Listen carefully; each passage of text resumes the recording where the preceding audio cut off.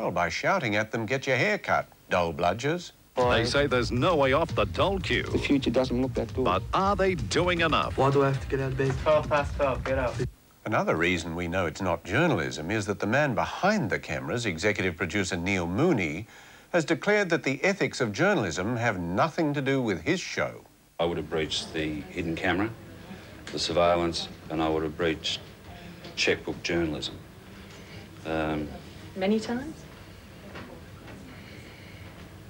Oh, yeah, probably 30, 40, 50.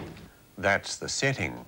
Now, let's overlay their treatment of the hapless Paxton kids, a story, classically, lifted from this Sunday Age feature about youth, which included an interview with the Paxton boys. Mark Paxton, 16 and unemployed, but he was still in bed and didn't want to get up. It was 2:30 p.m. So his older brother Shane said he'd stand in. Later, when we went back to photograph Shane, he couldn't be stuffed getting up either. ACA's research went no further. Mark, get up. Get up. It's 12:12, get up. And it's the same story for Shane's 17-year-old brother, Mark. There's just no reason to get out of bed. Let me sleep for a little bit longer. You guys get out of bed pretty late.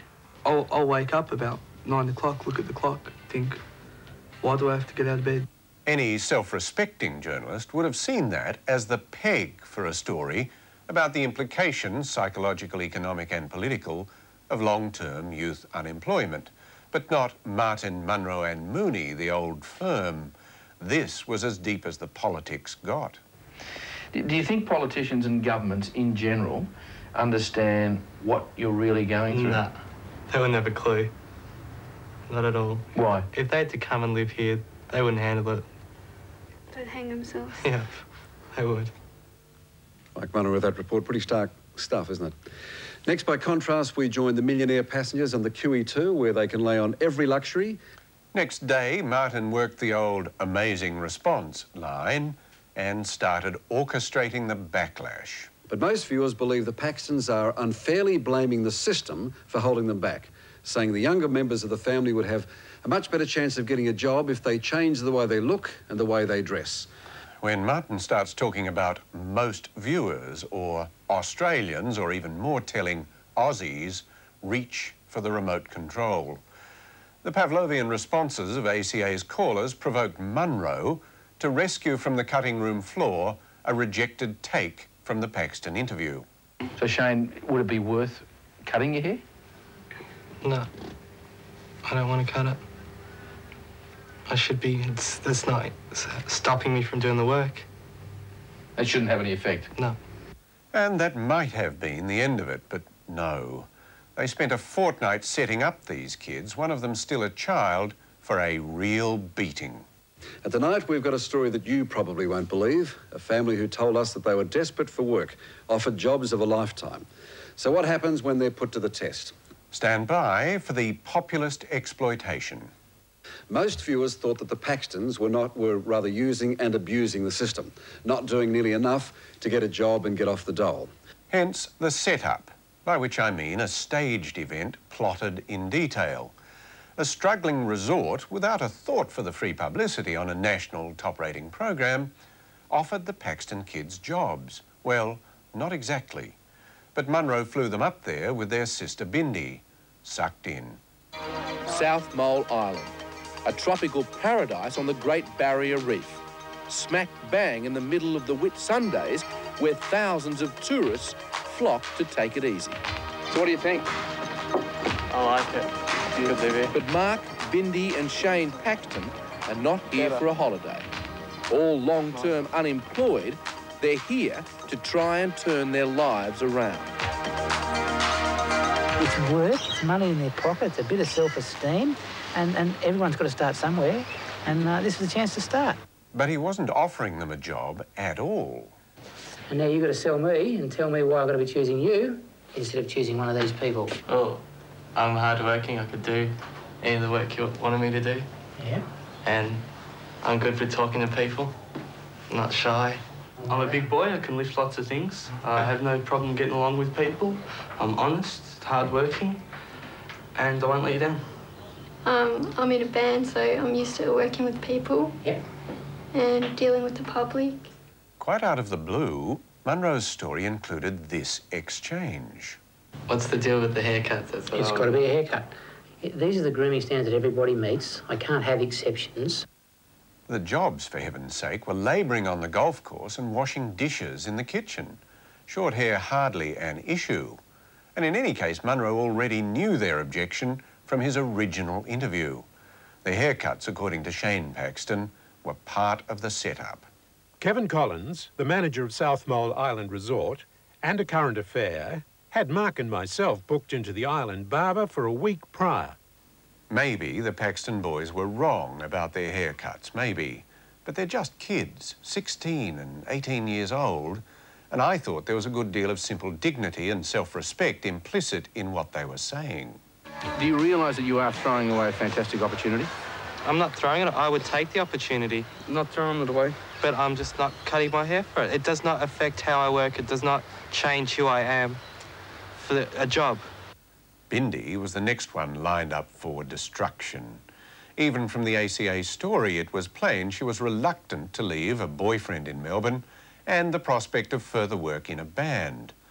I had the impression ACA dragged Bindi along too, solely to add scale and a bit of gender to the setup. Instead of saying she didn't really want to move away from Melbourne, Bindi used the unattractive uniform as an excuse. You still want it or not? I mean, obviously you're going to have to wear the uniform to keep the job. I have to wear that, no. And here he is, the front man bully, telling his audience how to react. You believe that? Mike Munro with that report, produced by John McAvoy. And despite knocking back those jobs, it seems the Paxtons will still get their dole. i.e. Ray Martin, anointed by Kerry Packer as Mr. Australia, ever so subtly constructing the next phase. Rednecked outrage that 3 kids they set up, sucked in and destroyed should still be entitled to unemployment benefits, or, to use the ACA pejorative, the dole. It worked like a charm. The public outcry over that unemployed family. I want the job, but I don't want to cut my hair. The colour's not right. I want purple. How can they refuse good jobs but still qualify for the dole? Thousands of calls to us and to Talkback Radio, all wanting to know the same thing. How can 3 young people who say they're desperate for work knock back good jobs in a tropical paradise and still expect to collect the dole? The old footage dredged up again, recut and warmed up to maintain the rage. It's got to be a haircut. But Shane Paxton has long hair. He doesn't have short hair. That's part of him. That's the way he is. Not satisfied with their humiliation of the kids on the island, Mooney sent one of his minor bullies to harass their mother at home.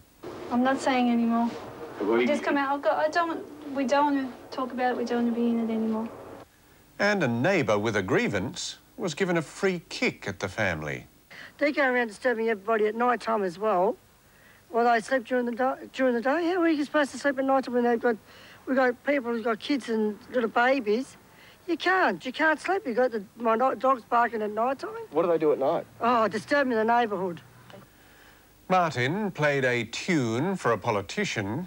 Premier, can I just ask you quickly, did you see our story last night about the 3 young Victorians who refused to take those jobs? Yes, I did. You heard the tune, Jeff. Now dance to it. I mean, it was only through your program that they got the opportunity, but it was an unbelievable offer. To turn it down for those reasons really does make you all question just where is this country going. By now, even the dullest tabloid intellect could see it was time to come aboard. The kids who refused jobs in paradise. Stop their dole. Community outrage. And speaking of dull tabloid intellects... Meet the Paxtons, the patron saints of dole bludgers. And in his nasty little piece for the Herald Sun, Tim Jamieson had a rundown of the Paxton kids' outrages, including that they... turned down jobs at fast food restaurants because they are vegetarians. The telly's editorialist lost grip on reality. For the sake of all our children, they must be ordered to take a job. So simple, isn't it? And when the pack is baying for blood, can John Laws be far behind? The Paxton kids, the putrid Paxton kids, they're enough to make all Australia sick. Now Australia's most famous dole bludgers I didn't see the program in which they starred, but plenty of you people did. He didn't see the program, mind, but laws can still call them putrid.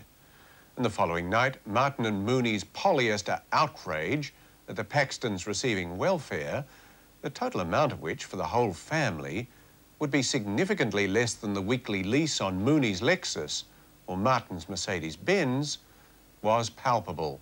Well, this program and talkback radio right around Australia has been flooded with calls from angry Australians who believe the Paxtons should now be disqualified from receiving the dole. It was enough to send the taxpayers of Australia into a spin. The Herald Sun gave Munro space to tell us that his son also hates the Paxtons.